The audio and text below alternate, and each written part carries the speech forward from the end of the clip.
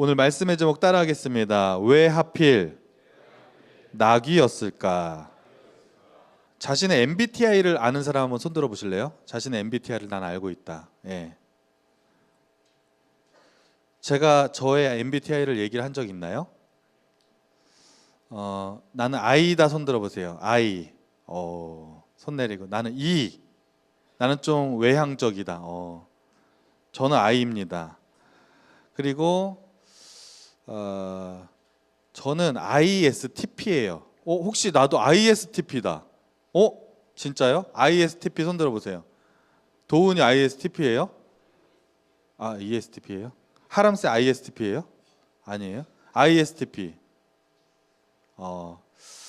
ISTP의 저는 성격을 가지고 있는데 여기에서 이제 우리가 보통 유튜브 같은 거 보면은 F와 이제 T를 나누는데 굉장히 공감형, 감성적인 사람인가 아니면 논리적이고 또 이렇게 효율성을 좀 따지는 사람인가 T. 저는 T예요. T.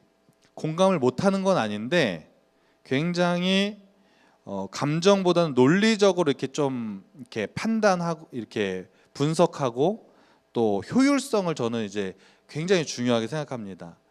그래서 이렇게 저는 어떤 회의나 사람들과의 만남의 자리가 딱 있을 때 이게 시간 낭비가 이렇게 되는 거를 별로 좋아하지 않아요. 그래서 이렇게 대화를 이렇게 같이 할 때는 저는 머릿속에 벌써 대화를 어떻게 이끌어가야 될지를 막 생각을 하면서 막 이끌어갑니다. 대화의 주제를 이렇게 막 이끌어가고 이렇게 하는 것 같아요. 그러니까 저는 이렇게 그렇게 하려고 하는 게 아니라 자동적으로 그게 되는 것 같습니다.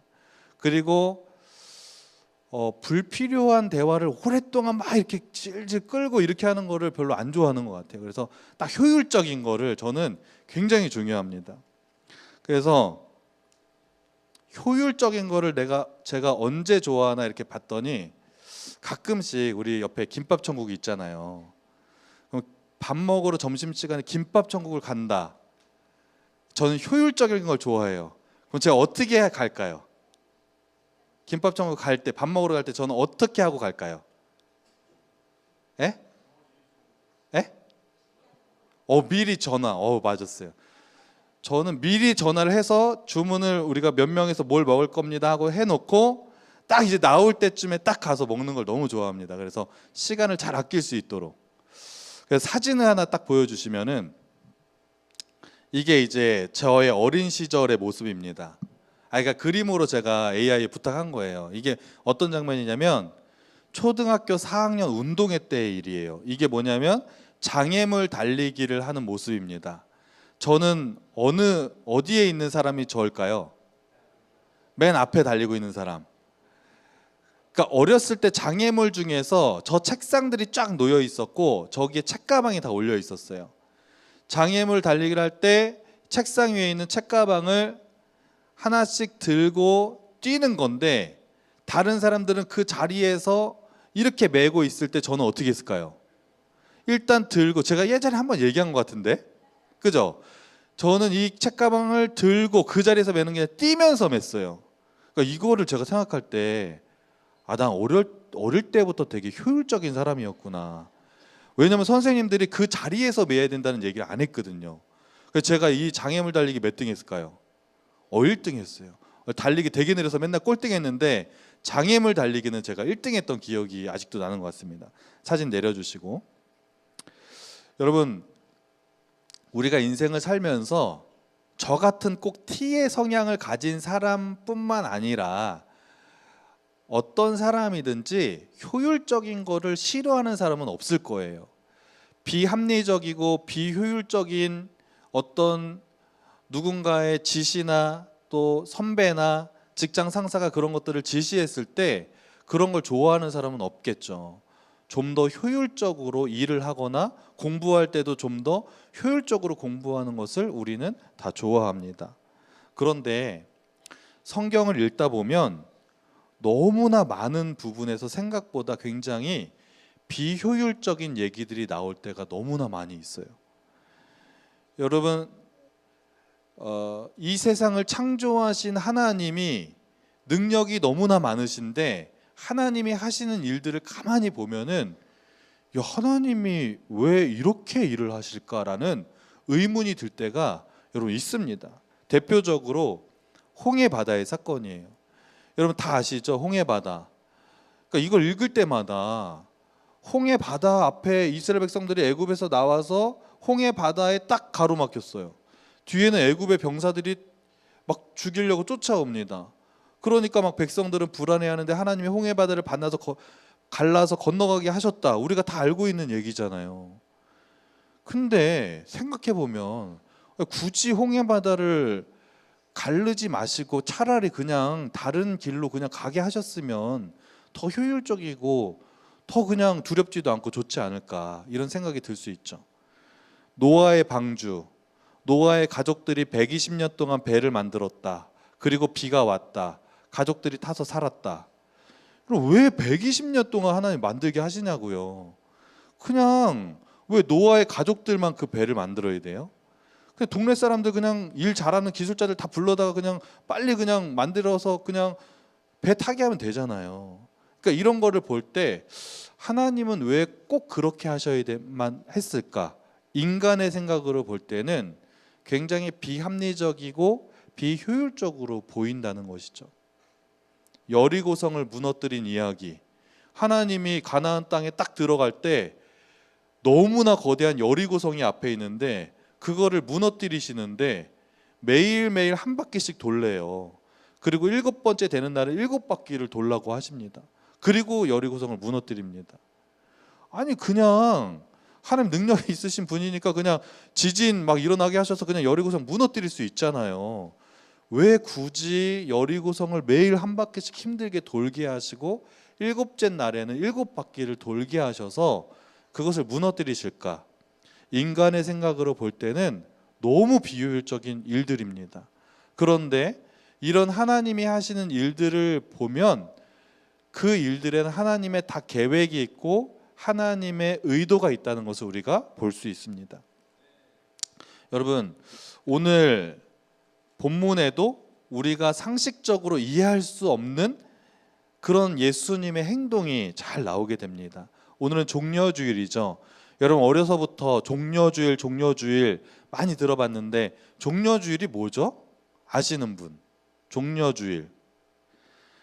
그러니까 종려주일은 예수님이 이제 예루살렘에 십자가에 달려 돌아가시기 위해서 입성하실 때 사람들이 종려나무 가지를 들고 막 이렇게 환호해서 예수님을 환호했다라는 것을 기념하기 위해서 종려주일이라고 그렇게 이름을 붙입니다. 그날이 바로 주일이었기 때문에 종려주일이라고 우리가 그것을 기념하고 이렇게 지키고 있습니다. 자, 오늘 본문은 예수님이 십자가에 달려 돌아가시기 정확히 5일 전에 일어난 일입니다.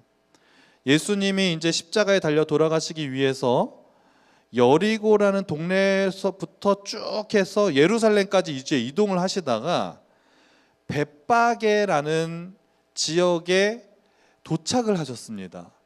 그리고 이제 예루살렘이 이제 바로 근처에 있어요. 그런데 예수님이 갑자기 거기서 멈추시더니 제자들 2명을 딱 부른 다음에 얘들아 여기 맞은편 마을에 가면 나귀가 있을 거야. 그 나귀를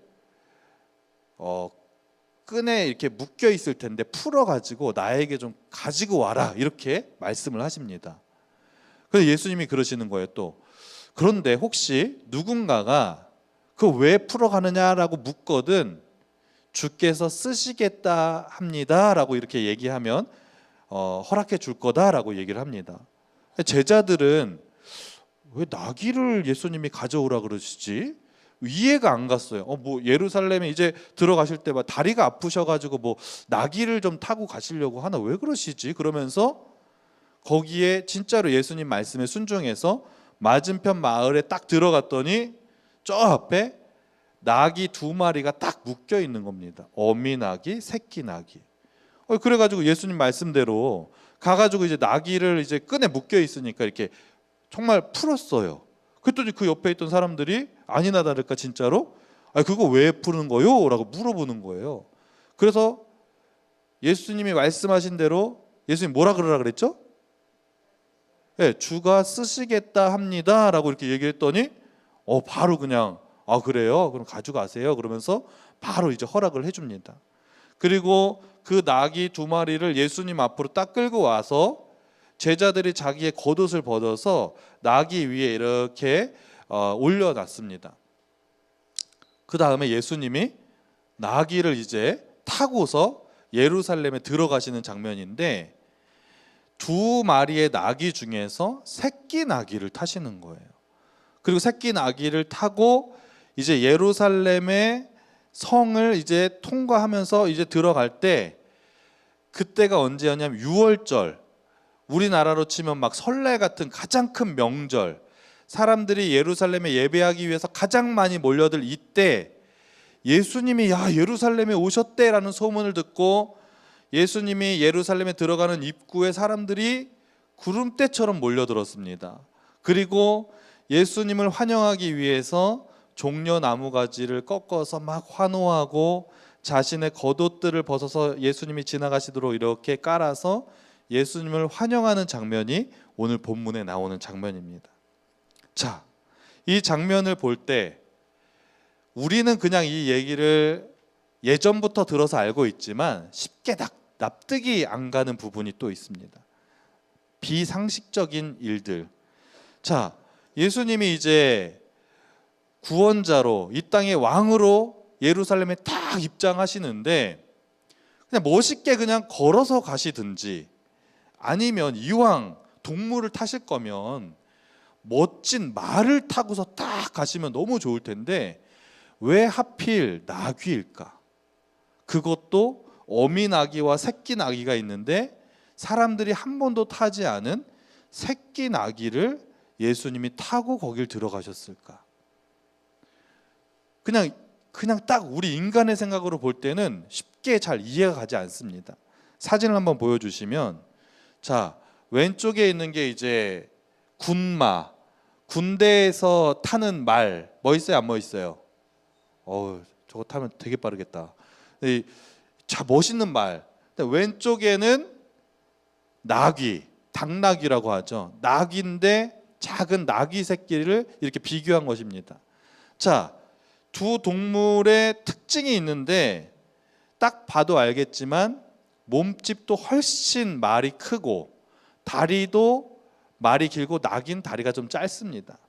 그리고 이미지도 말은 되게 힘있고 강한 이미지, 화려한 이미지인데 나귀는 뭔가 약하고 또 달려도 나귀는 잘 달리지도 못하지 않습니까? 그냥 느리고 그냥 투박한 이미지입니다. 그러니까 이왕 예수님이 예루살렘에 딱 입성을 하시면 저렇게 멋진 그냥 말을 타고 가시면 훨씬 사람들에게 보이는 이미지도 멋있고 좋지 않습니까? 근데 왜 나귀일까? 사진 내려주시고. 그리고 하필이면 더 힘이 없는 새끼 나귀일까? 왜 그럴까요? 여러분, 나귀가 상징하는 것이 있는데 나귀는 평화와 겸손을 상징합니다. 그러니까 그 당시에 이스라엘 백성들은 제가 지난주에도 얘기했지만 예수님에게 기대하는 그 기대치가 가장 최고조에 올랐을 때가 이 종려주일, 예루살렘에 막 입성할 때, 이야 드디어 예수님 뭔가 움직이시나 보다, 우리를 저 로마의 압제로부터 우리를 뭔가 힘있게 능력으로 막 우리를 구해주나 보다, 이런 기대치가 있었는데 예수님이 나귀를 타신 이유는 사실 내가 힘으로 이 땅을 통치하러 온 것이 아니라 겸손함으로 또 평화의 왕으로 너희들을 구원하러 온 것이라는 것을 보여주기 위해서 예수님이 나귀를 선택하신 줄로 믿습니다. 여러분, 예수님이 그냥 예루살렘 근처에 와서 그냥 나귀나 타고 갈까? 그냥 즉흥적으로 그냥 나귀를 가지고 오라 그래서 타신 게 아니라 이미 예수님의 머릿속에는 그 나귀를 타고 들어가야 되는 것을 이미 오래전부터 계획하시고 의도하시고 그것을 실천하셨다는 것입니다. 여러분, 이처럼 하나님은 그 뜻을 이루기 위해서 우리의 생각과 우리의 상식으로 이해할 수 없는 방법을 사용하실 때가 너무나 많이 있다고 하는 것입니다. 이제 고난 주간을 시작하면서 우리 같이 한번 생각해 볼 것이 있어요. 고난 주간 딱 하면은 가장 먼저 생각나는 단어가 있습니다. 뭘까요? 고난 주간 하면 뭐가 생각나요? 한번 얘기해 보실 분. 고난 주간 딱 하면 뭐가 생각나요?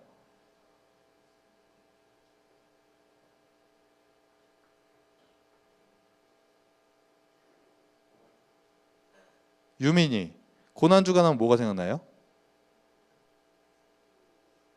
이거?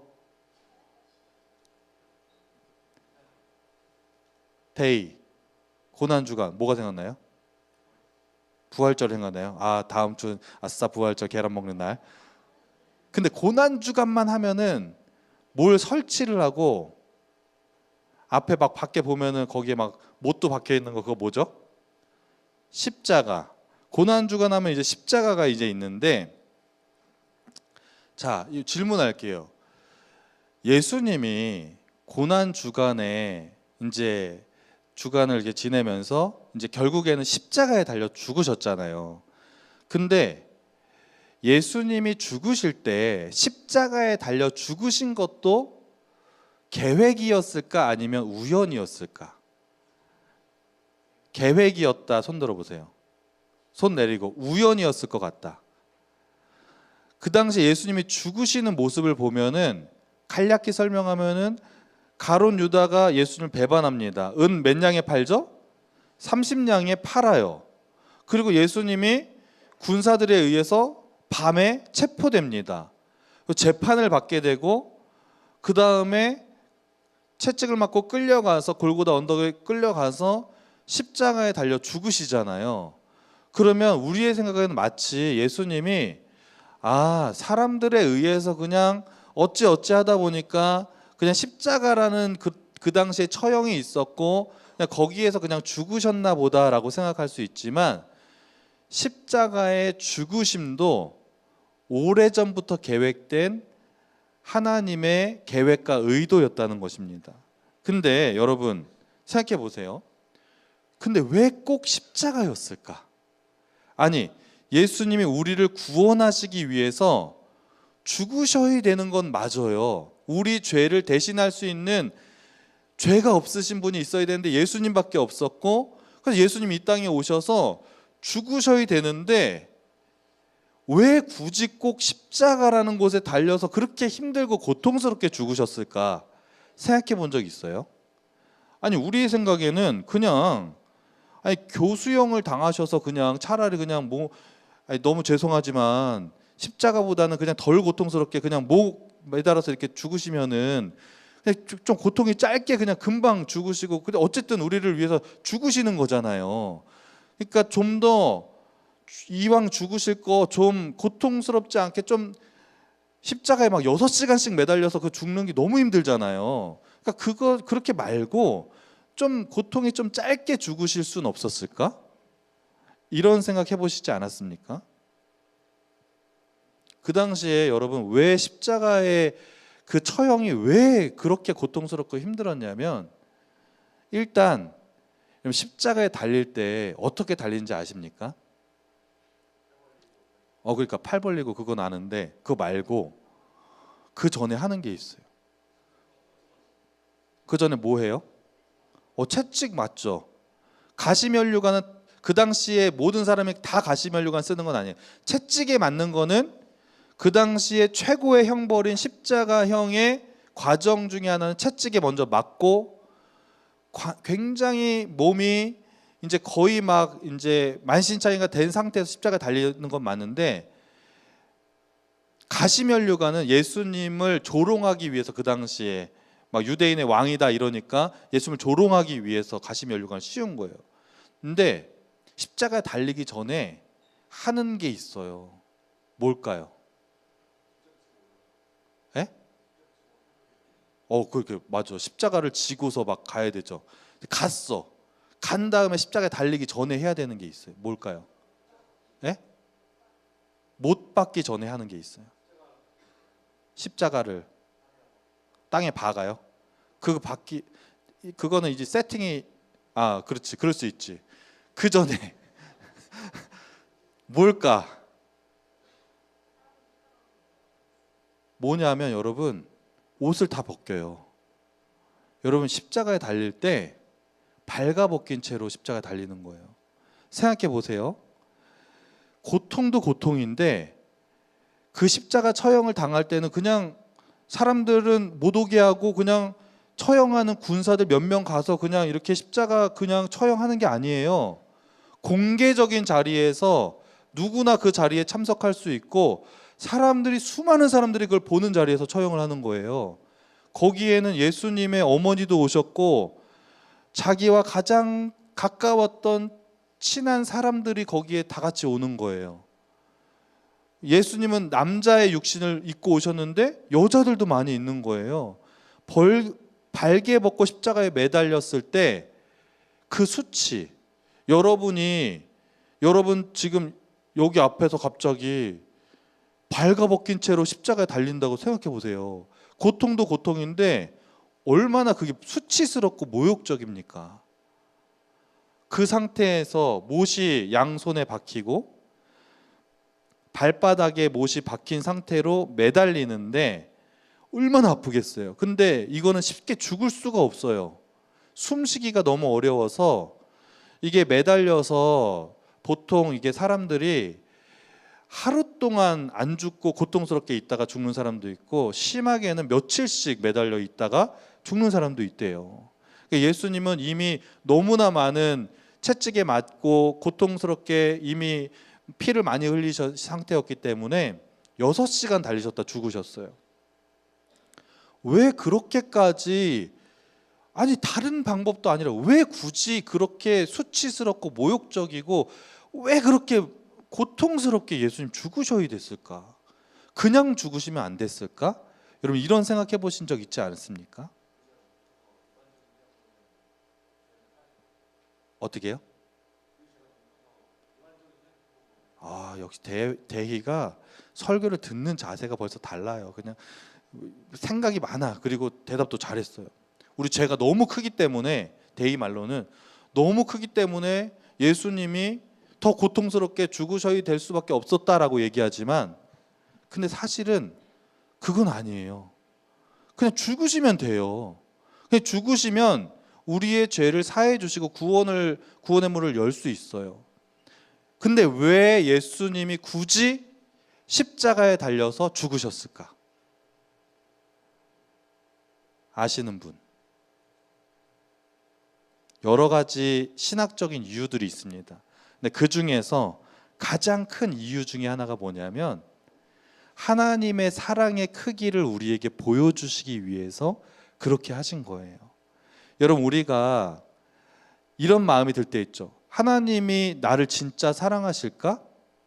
나를 얼마나 사랑하실까? 이 질문을 던질 때 십자가를 딱 생각하면 나를 정말 그렇게 많이 사랑하시는구나. 더 이상 의심할 수가 없어요. 이야, 나를 사랑하시는데 나를 위해서 그렇게까지 벌거벗겨지면서 수치와 모욕을 당하시면서 십자가에 달려서 그렇게 고통스럽게 나의 죄를 위해서 죽으셨구나.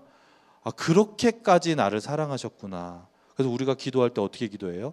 십자가에 달려 돌아가시기까지 사랑하신 하나님, 그런 예수님이라고 우리가 기도하지 않습니까? 그러니까 하나님은 우리에게 하나님이 우리를 얼마나 사랑하시는지를 우리에게 보여주시기 위해서 하나뿐이 없는 독생자 예수님을 이 땅에 보내주시고 그냥 죽으셔도 되는데 너무나 고통스러운 그 십자가의 죽으심을 하나님이 그렇게 선택하셨다는 것입니다. 그렇게 하나님이 우리를 사랑하시기 때문에 우리는 하나님의 은혜를 정말 감사하며 기억해야 될 줄로 믿습니다. 이처럼 우리는 신앙생활 하면서 하나님의 방식이 이해할 수 없는 것 투성이입니다. 왜 하나님은 그렇게 하셨을까? 왜 예수님은 굳이 나귀를 타셨을까? 왜 예수님은 굳이 십자가에 달려 돌아가셨을까? 우리의 생각과 우리의 상식으로는 도저히 이해할 수 없지만 지나보면 그것이 가장 완벽한 하나님의 방법이었구나. 그것이 우리의 삶을 가장 선한 길로 인도하시기 위한 하나님의 가장 좋은 방법이었구나를 우리가 깨닫게 되는 것입니다. 오늘 고난주간을 보내면서 시작하면서 여러분 마음속에 도저히 이해할 수 없는 상황과 환경에 놓여 있거나 도저히 이해할 수 없는 삶의 문제 앞에서 고통스럽고 힘들어하는 분들이 계십니까? 왜 하나님은 나의 삶을 이런 길로 인도하실까? 지금은 이해할 수 없지만 우리의 모든 삶을 주관하시는 하나님께서 우리를 가장 선한 길로 인도하시는 하나님의 방법인 줄로 믿으시기 바랍니다. 완전하신 하나님께 가장 선한 길로 나의 길을 이끌어 가시를 믿고 하나님을 우리는 신뢰해야 될 줄로 믿습니다. 그래서 오늘 말씀을 통해 믿음이란 무엇이냐면 하나님의 뜻을 우리가 다 이해한 다음에 순종하는 것이 아니라 지금은 이해되지 않아도 지금은 내 상식으로는 도저히 납득할 수 없어도 내 삶 가운데 인도하시는 그 하나님의 방법이 가장 선한 것임을 믿고 따르는 우리 모두가 되기를 간절히 소망합니다. 그래서 이제 고난주간을 시작하면서 우리 오늘 말씀을 들은 그 예수님의 십자가의 사랑을 우리가 정말 생각하면서 예수님이 이렇게까지 하시면서 나를 사랑하시기 때문에 죽으셨구나라는 것을 생각하시면서 믿음으로 승리하는 우리 모두가 되기를 간절히 소망합니다. 우리 기도하시겠습니다. 하나님, 우리가 인생을 살아갈 때에 또 말씀을 읽을 때에 때로는 우리의 상식과 우리의 생각으로 이해할 수 없는 그런 하나님의 방법들이 있지만 결국에 그 방법들을 통해 가장 선한 길로 인도하시는 그 하나님의 계획임을 우리가 깨닫게 되었습니다. 우리도 우리의 삶 가운데 역사하시는 그 하나님의 계획과 방법이 때로는 이해할 수 없지만 그것이 하나님의 가장 선한 방법임을 믿고 순종하는 우리 모두가 될 수 있도록 인도하여 주옵소서. 이 모든 말씀 예수님의 이름으로 기도합니다. 아멘.